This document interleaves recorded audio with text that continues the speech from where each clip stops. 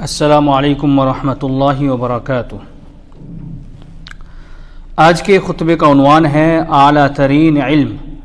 الحمدللہ والصلاۃ والسلام علی رسول اللہ، اما بعد۔ یقیناً تمام تعریفیں اللہ رب العالمین کے لیے ہیں، اس کا کوئی شریک نہیں، وہ یکتا ہے۔ میں گواہی دیتا ہوں کہ محمد صلی اللہ علیہ وسلم اللہ تعالیٰ کے بندے اور اس کے رسول ہیں۔ اللہ تعالیٰ ان پر، ان کی آل پر اور تمام صحابہ کرام پر ڈھیروں درود و سلامتی نازل فرمائے۔ حمد و ثنا کے بعد اے مسلمانوں، جس ذات کے بارے میں علم ہوگا تو اس کے بارے میں علم کا رتبہ بھی اتنا ہی بلند، اتنا ہی مقام اور مرتبہ رکھے گا، اور سب سے اشرف ترین علم ذات باری تعالیٰ سے متعلق علم ہے، جسے حاصل کرنا اور اس کی تعظیم کرنا تمام ضروریات سے بھی ضروری ہے، بلکہ یہی حقیقی ضرورت ہے۔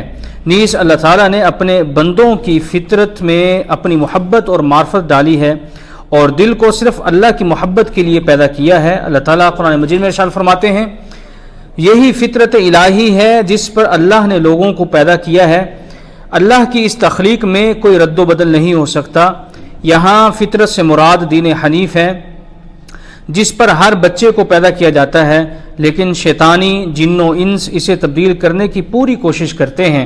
حدیث قدسی میں ہے کہ اللہ فرماتے ہیں، میں نے اپنے تمام بندوں کو دین حنیف پر پیدا کیا ہے، لیکن شیاطین ان کے پاس آ کر انہیں ان کے دین سے پھیر دیتے ہیں۔ رواہ مسلم۔ اس لیے تمام مسلمانوں کو اپنی فطرت کا خیال رکھنے کا حکم دیا گیا ہے، تاکہ منحرف لوگ بھی اپنی اصل پر واپس آ جائیں اور مومنوں کا ایمان مزید بڑھ جائے۔ اللہ تعالیٰ نے اپنی ربوبیت اور الوہیت کے دلائل پیش کیے ہیں۔ اگر اللہ کا کلام اور اس کی نشانیاں لکھنے کے لیے سمندر کا پانی روشنائی یعنی سیاہی بن جائے، تو کلام الہی مکمل ہونے سے پہلے سمندر کا پانی ختم ہو جائے۔ رسولوں کو فطرت کی تکمیل و پائیداری کے لیے بھیجا گیا۔ توحید ربوبیت پر ایمان لانا پیغمبروں کا عظیم پیغام اور ایمانی بنیادوں میں سے ایک بنیاد ہے۔ نیز توحید ربوبیت توحید کی ان 3 اقسام میں شامل ہے جن کے لیے اللہ تعالیٰ نے بندوں کو پیدا فرمایا، بلکہ وحدانیت الہی کی دلیل توحید ربوبیت ہے۔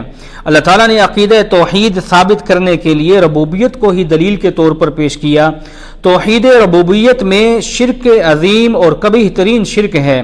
نیز توحید الوہیت میں غلطی وہی کھاتا ہے جو اس کا حق ادا نہ کرے۔ اللہ تعالیٰ کی تمام صفات اور افعال کامل ہیں۔ ربوبیت اللہ تعالیٰ کی صفات میں شامل ہے۔ جس طرح الوہیت میں کوئی بھی اللہ تعالیٰ کا شریک نہیں، بالکل اسی طرح ربوبیت میں بھی اس کا کوئی شریک نہیں۔ فرمان باری تعالیٰ ہے، اے نبی آپ کہہ دیجئے، کیا میں اللہ کے سوا کسی اور کو پروردگار مانوں، حالانکہ وہی ہر چیز کا رب ہے۔ اللہ تعالیٰ اکیلا پیدا کرتا ہے، وہی سب کا مالک ہے، سب کا رزق اور معاملات اکیلا ہی سنبھالتا ہے، وہی خالق ہے، تخلیق کے لیے اس کا کوئی معاون نہیں، وہی بہت زیادہ پیدا کرنے والا اور جاننے والا ہے۔ اللہ تعالیٰ نے جس طرح عدم سے وجود بخشا، اسی طرح قیامت کے دن دوبارہ پیدا کرے گا، اور یہ اللہ تعالیٰ کے لیے بہت آسان ہے۔ اللہ تعالیٰ فرماتے ہیں، افمن یخلق کمن لا یخلق افلا تذکرون، کیا پیدا کرنے والا نہ پیدا کرنے والے سے، کیا پیدا کرنے والا نہ پیدا کرنے والے کی طرح ہو سکتا ہے؟ تم نصیحت کیوں نہیں پکڑتے؟ وہی اللہ تعالیٰ بادشاہ ہے اور ساری بادشاہی اسی کی ہے۔ فرمان باری تعالیٰ ہے، یہ ہے تمہارا پروردگار جس کی بادشاہی ہے، اور اللہ کو چھوڑ کر جن لوگوں کو تم پکارتے ہو وہ تو کھجور کی گٹھلی پر موجود جھلی کے بھی مالک نہیں۔ وہی تمام مخلوقات کا مالک ہے، آسمان و زمین کی ہر چیز اسی کی ہے، ساری مخلوقات اسی کے سامنے سجدے میں جھکی ہوئی ہیں اور اسی کی تسبیح بیان کرتی ہیں۔ وہی عالی شان آقا ہے، اس کا کوئی شریک نہیں، باقی سب اس کے بندے ہیں۔ اللہ تعالیٰ فرماتے ہیں، آسمان و زمین کا ہر ایک مکین رحمان کے پاس غلام بن کر آئے گا۔ وہ ابدی اور سرمدی بادشاہ ہے، دنیا اور یوم جزا کا مالک ہے۔ وہ روز آخرت فرمائے گا، لمن الملک اليوم، آج کس کی بادشاہی ہے؟ پھر اللہ تعالیٰ خود ہی فرمائے گا، للہ الواحد القہار، صرف اللہ کے لیے جو یکتا اور قاہر ہے۔ اللہ تعالیٰ اپنی مخلوقات کے امور زندگی تنہا چلا رہا ہے، چنانچہ ہر چیز کا معاملہ صرف اسی کے ہاتھ میں ہے۔ فرمان باری تعالیٰ ہے، وہی پیدا کرتا ہے اور اسی کا حکم چلتا ہے۔ امر و نہیں کے احکام جاری کرنا، پیدا کرنا اور پھر رزق دینا، نوازش یا بندش فرمانا، اونچا یا نیچا کرنا، عزت یا ذلت دینا، موت یا زندگی، سب اسی کے ہاتھ میں ہے۔ فرمانے والی تعالیٰ ہے، وہ رات کو دن پر اور دن کو رات پر چڑھاتا ہے، سورج اور چاند اسی نے مسخر کیے ہیں۔ اسی طرح ایک اور مقام پر اللہ تعالیٰ ارشاد فرماتے ہیں، یخرج الحی من المیت ویخرج المیت من الحی ویحیی الارض بعد موتہا، وہ زندہ سے مردہ اور مردہ سے زندہ پیدا کرتا ہے، اور وہ زمین مردہ ہونے کے بعد اسے زندہ بھی کرتا ہے۔ آسمان و زمین کی پوشیدہ چیزیں وہی باہر نکالتا ہے۔ تمام مخلوقات اس کی مرضی اور قہر کے تابع ہیں۔ لوگوں کے دل و دماغ اور تمام معاملات کی باغ دوڑ اسی کے فیصلے اور احکام سے منسلک ہیں۔ ابد سے لے کر انتہا تک اسی کا حکم چلے گا۔ وہ تمام انسانوں کے اعمال کا نگران ہے۔ آسمان و زمین اسی کے حکم سے قائم ہیں۔ اس نے آسمانوں کو تھاما ہوا ہے کہ مبادا زمین پر گر نہ جائیں، نیز اللہ تعالیٰ نے آسمان و زمین کو تھاما ہوا ہے کہ کہیں اپنی جگہ سے ہٹ نہ جائیں۔ آسمان و زمین کی ہر چیز اسی سے مانگتی ہے۔ فرمانے والی تعالیٰ ہے، کل یوم ہوا فی شأن، وہ ہر دن کسی کام میں ہوتا ہے۔ اس کے مجموعی اعمال میں یہ بھی شامل ہے کہ وہ گناہ معاف کرتا ہے، گمراہ کو راہ دکھاتا ہے، پریشانی دور کرتا ہے، مشکل کشائی کرتا ہے، نقصان پورا کرتا ہے، فقیروں کو نوازتا ہے اور دعائیں قبول کرتا ہے۔ فرمانے والی تعالیٰ ہے، وما كنا عن الخلق غافلین، اور ہم مخلوق سے غافل نہیں ہیں۔ اللہ تعالیٰ کے احکام مسلسل ہیں اور مرضی اسی کی چلتی ہے۔ جو چاہتا ہے ہو جاتا ہے اور جو نہیں چاہتا وہ نہیں ہوتا۔ جو چاہے پیدا کرتا ہے اور جو چاہے کر دکھاتا ہے۔ اس کے فیصلے پہلے سے طے شدہ ہیں۔ جو دینے پر آئے اسے کوئی روک نہیں سکتا اور جو روک دے اسے کوئی لے نہیں سکتا۔ اس کے فیصلوں کو کوئی چیلنج یا مسترد نہیں کر سکتا، کوئی اس کی چاہت کو رد نہیں کر سکتا اور نہ ہی کوئی اس کے کلمات تبدیل کر سکتا ہے۔ اللہ تعالیٰ نے مخلوقات کی تقدیریں آسمان و زمین کے پیدا کرنے سے بھی 50,000 سال پہلے لکھ دی تھیں۔ اس لیے اگر ساری مخلوقات مل کر ایسی چیز کرنا چاہیں جو اللہ تعالیٰ نے نہیں لکھی تو یہ ان کی ناکام کوشش ہوگی، اور اگر کوئی ہونے والی چیز کے بارے میں کوشش کرے کہ وہ نہ ہو تو اس میں بھی نامراد ہوں گے۔ پورا معاشرہ کسی بندے کو نقصان پہنچانا چاہے تو اللہ تعالیٰ اسے نقصان نہیں پہنچانا چاہتا تو وہ اس کا بال بھی بیکا نہیں کر سکتے۔ اسی طرح اگر وہ کسی کو فائدہ پہنچانا چاہیں لیکن اللہ تعالیٰ اس کی اجازت نہ دے تو وہ کبھی اس کا فائدہ نہیں اٹھا سکتے۔ کوئی عذاب الہی کو ٹال نہیں سکتا۔ وہ جسے چاہے ہدایت دے یہ اس کا فضل ہے، اور جسے چاہے گمراہ کر دے یہ اس کا عدل ہے۔ وہ جس چیز کا ارادہ فرمائے تو اسے کہتا ہے ہو جا تو وہ ہو جاتی ہے۔ لا يسأل عما يفعل وهم يسألون، اس کے افعال سے متعلق پوچھا نہیں جاتا لیکن مخلوقات کے اعمال سے متعلق پوچھا جائے گا۔ اللہ تعالیٰ کی گفتگو سب سے بہترین گفتگو ہے، اس کی ابتدا و انتہا کا کوئی اندازہ نہیں۔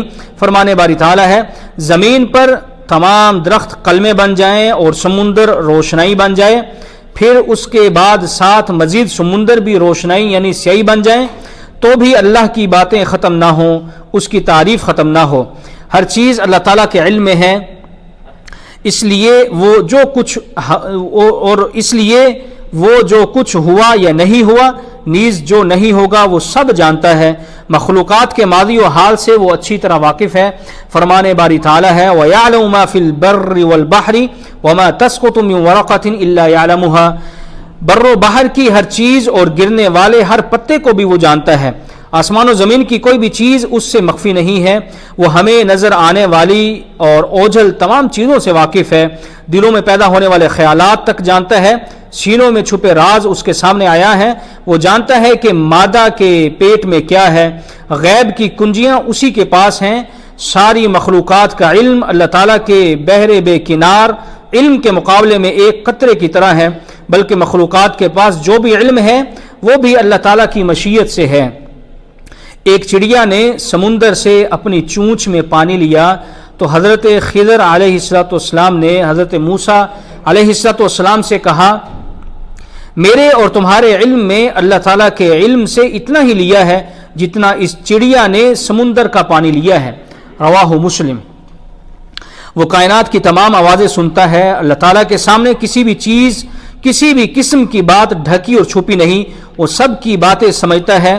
ایک عورت نے نبی اکرم صلی اللہ علیہ وسلم کے پاس آ کر اپنے خاوند کی شکایت لگائی اور اس پر اما عائشہ رضی اللہ تعالیٰ عنہا گھر کے کونے میں تھیں. آپ کہتی ہیں کہ مجھے اس عورت کی آواز سنائی دے رہی تھی لیکن مکمل سمجھ نہیں پا رہی تھی, جبکہ اللہ تعالیٰ نے ساتوں آسمانوں کے اوپر ہوتے ہوئے اس کی آواز سنی. اور یہ آیت اللہ تعالیٰ نے نازل فرمائی, قد سمع اللہ قول التی تجادلک فی زوجہا وتشتکی الی اللہ واللہ سمیع واللہ یسمع تحاورکما. اللہ نے یقیناً اس عورت کی بات سن لی ہے جو اپنے خاوند کے بارے میں آپ سے جھگڑ رہی ہے اور اللہ کے حضور شکایت کر رہی ہے, اور اللہ تم دونوں کی گفتگو سن رہا ہے. وہ تمام چیزوں کو دیکھ رہا ہے, لوگوں کے رات کی تاریکیوں میں کیے ہوئے اعمال اس سے مخفی نہیں. ہمارا پروردگار لوگوں کے تمام اعمال غور سے نوٹ کر رہا ہے. چنانچہ ساری مخلوقات اسی کی ہیں, اس لیے حکم بھی اسی کا چلتا ہے.